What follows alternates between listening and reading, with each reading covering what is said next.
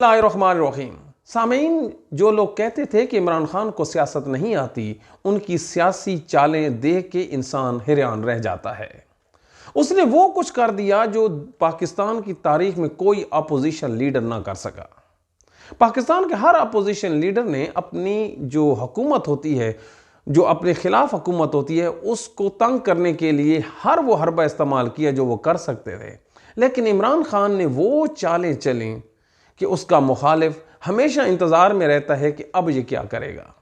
उसने असम्बलियाँ तोड़ दी, तारीख में पहली दफ़ा। उसने सेनेट, कौमी असम्बली और इन जैसे दीगर इंतखाबात को बड़ी महारत से मुतनाज़ बनाया और उसमें कामयाब रहा। अब ये जो नेक्स्ट इलेक्शन आने वाले हैं, इस इलेक्शन में उसने बड़ी कामयाबी के साथ पाकिस्तान के इलेक्शन कमीशन, पाकिस्तान की फौजी इस्टेब्लिशमेंट और पाकिस्तान के जो दीगर इदारे हैं उनको एक्सपोज करना शुरू कर दिया है कि ये मिले हुए हैं और ये फ्री एंड फेयर इलेक्शन नहीं करवाएंगे। आज फर्ज कर लेते हैं इलेक्शन होते हैं, इसी इलेक्शन कमीशन के नीचे पाकिस्तान तहरीक इंसाफ शिकस्त खा जाती है। कोई मानेगा? बिल्कुल नहीं मानेगा। कोई यकीन करेगा? नहीं। तो सियासत किसको कहते हैं?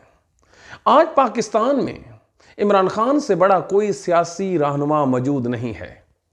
अब इसको काउंटर करने के लिए जो PMLN की टॉप लीडरशिप है वो बार बार कह रहे हैं कि नवाज शरीफ को आना चाहिए। नवाज शरीफ का मसला यह है कि वो एतबार करने को तैयार नहीं, किस पे? जिनके हाथ में पावर है। अब इमरान खान का रास्ता कौन रोकेगा? नाजरीन, आप माने या न माने, इमरान खान के बगैर अब ये मुल्क चलता हुआ दिखाई नहीं दे रहा।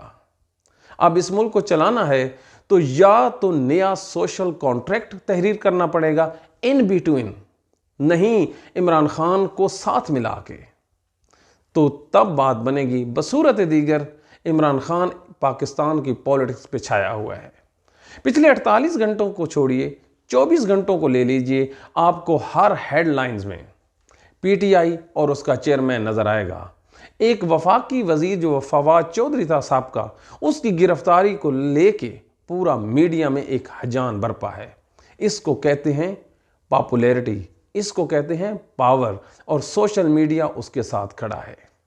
अगर पाकिस्तान के हालात दुरुस्त करने हैं तो फिर इमरान खान के जो खदशात हैं उनको दूर करना पड़ेगा। बसूरत दीगर पाकिस्तान आगे चलता दिखाई नहीं देता। Thank you.